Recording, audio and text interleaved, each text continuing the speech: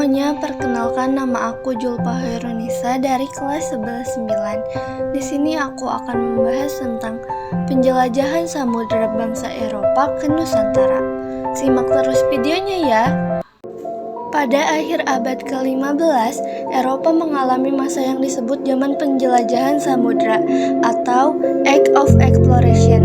Nusantara yang terkenal sebagai surga rempah-rempah menjadi salah satu tujuan utama bangsa Eropa. Rempah-rempah seperti lada, pala, dan cengkeh saat itu bernilai setara emas di pasar Eropa.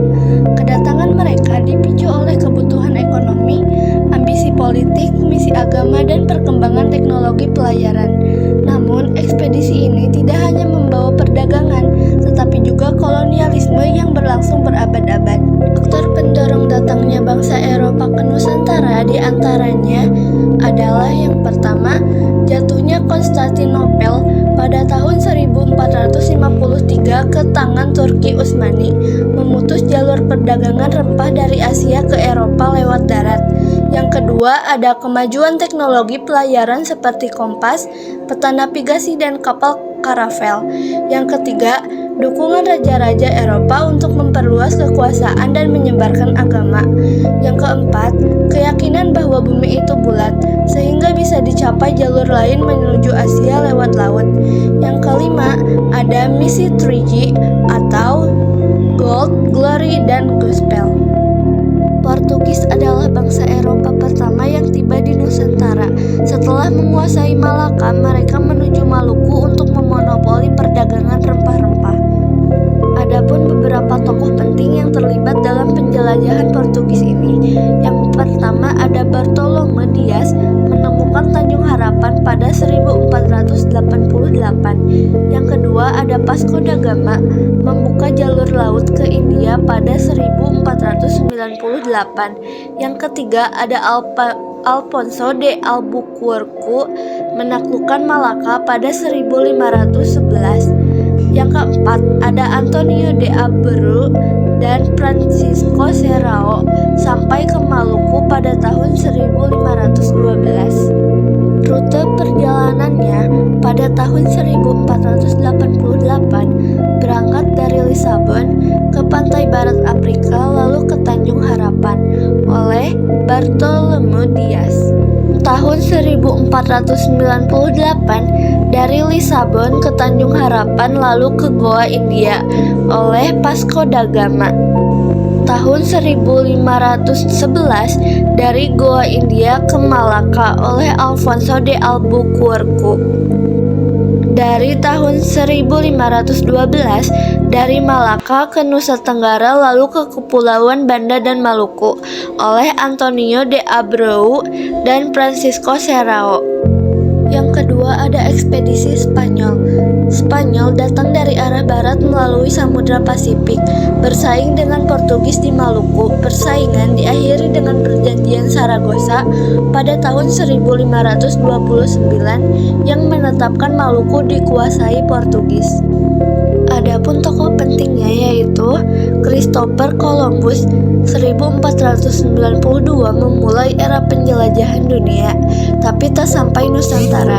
Yang kedua ada Ferdinand Magellan, memimpin ekspedisi keliling dunia pada tahun 1519 sampai 1521. Yang ketiga ada Juan Sebastian Elcano, menyelesaikan pelayaran setelah Magellan tewas. Rute perjalanannya yaitu pada tahun 1519 dari Sevilla Spanyol berangkat ke Samudra Atlantik lalu ke Selat Magellan di ujung selatan Amerika Selatan. 1521 berangkat dari Samudra Pasifik menuju Filipina oleh Magellan namun tewas di Mactan. 1521 dari Filipina menuju Tidore Maluku oleh Juan Sebastian Elcano. Yang ketiga ada ekspedisi Belanda.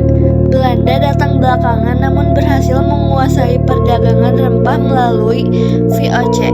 Batavia menjadi pusat perdagangan Asia di bawah kendali Belanda. Adapun beberapa tokoh penting dalam ekspedisi ini. Yang pertama ada Cornelis de Houtman, ekspedisi pertama Belanda ke Nusantara pada tahun 1595 sampai 1597. Yang kedua ada Jan Pieters Jonkon, Gubernur Jenderal VOC yang memindahkan pusat ke Batavia pada tahun 1619. Rute perjalanannya pada tahun 1595 dari Amsterdam ke pantai barat Afrika, lalu ke Tanjung Harapan dan ke Banten pada tahun 1596. Pada 1602, VOC terbentuk memperluas rute Banten lalu ke Maluku. 1619 dari Maluku menuju Batavia yang menjadi pusat pemerintahan VOC. Nah, adapun beberapa dampak dari penjelajahan bangsa Eropa ke Nusantara. Dampak positifnya yang pertama, masuknya teknologi pelayaran, peta dan pengetahuan baru. Yang kedua, terbukanya hubungan dagang internasional. Adapun beberapa dampak negatifnya nih. Yang pertama, terjadinya kolonialisme dan imperialisme. Yang kedua, monopoli perdagangan rempah-rempah.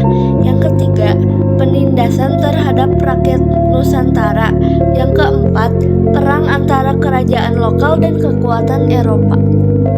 Nah, jadi kesimpulannya, penjelajahan samudra bangsa Eropa ke Nusantara didorong oleh faktor ekonomi, politik, teknologi, dan agama. Nusantara menjadi pusat perebutan karena kekayaan rempah-rempahnya. Meski membawa beberapa kemajuan, kedatangan mereka juga meninggalkan luka sejarah berupa penjajahan yang berlangsung berabad-abad.